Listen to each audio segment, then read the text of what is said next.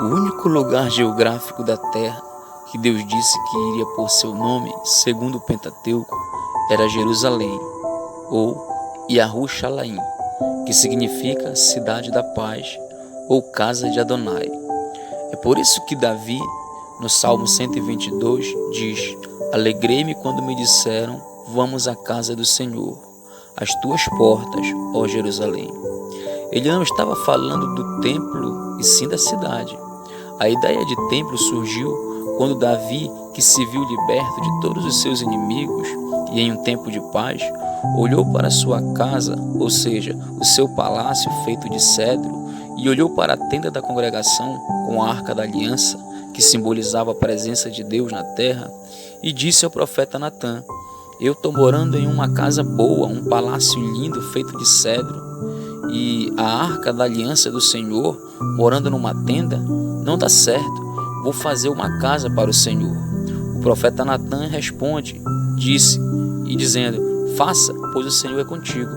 Mas na mesma noite em que isso ocorreu, o Senhor veio a Natã e disse: diga a Davi que andei com Moisés, andei com Josué, andei com Gideão, com Jefité e com todos os juízes de Israel, e a nenhum deles pedi para fazer uma casa para mim, mas ele diz: o teu filho fará casa para mim. Aí Davi entende que era Salomão o que devia fazer, e de fato fez, mas não demorou muito tempo para ser destruído por Nabucodonosor, quando levou o povo cativo para a Babilônia. E mais tarde foi reconstruído por Neemias, Esdras, Zorobabel, e depois reformado por Herodes o Grande. E foi nesse templo que Jesus entrou e expulsou os cambistas, soltou os animais e etc. Porque mais uma vez havia virado um mercado e um sistema, ao invés de virar casa de oração. E Jesus sai dali dizendo que não ficará pedra sobre pedra, que não seja derrubada. E isso aconteceu no ano 70 da nossa era, quando o general Tito, ao comando do seu pai Vespasiano, destruiu Jerusalém e o templo, não deixando de fato pedra sobre pedra. Depois disso, os discípulos não construíram nenhum templo até o quarto século, quando Constantino surgiu e transformou o caminho dos discípulos em uma religião, abandonando totalmente a simplicidade do evangelho que tinha abalado até então o Império Romano.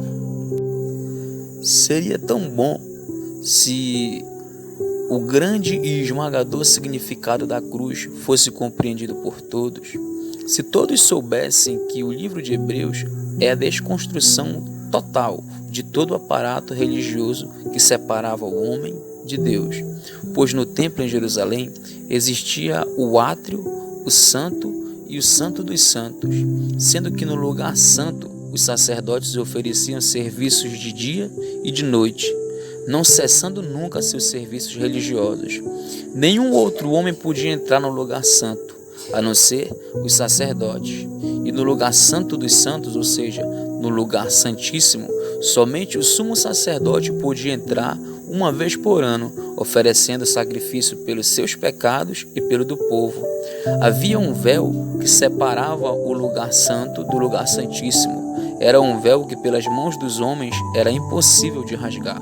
Porém, quando Jesus entregou o Espírito, se diz que o véu do santuário se rasgou de alto a baixo, mostrando que acabou a separação entre homens de Deus e homens que não são de Deus.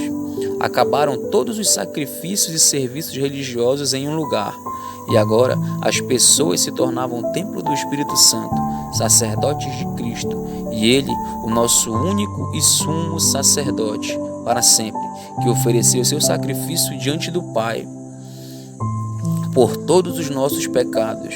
Quando o véu do santuário se rasgou de alto a baixo, fica explícito que Deus diz: agora todos os homens podem chegar até mim por meio do sacrifício do meu Filho, que abriu o caminho para todos os pecadores.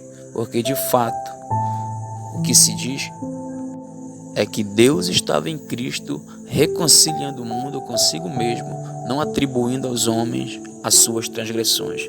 É Deus que se liga com nós por meio de Cristo, e não nós que se ligamos com Ele.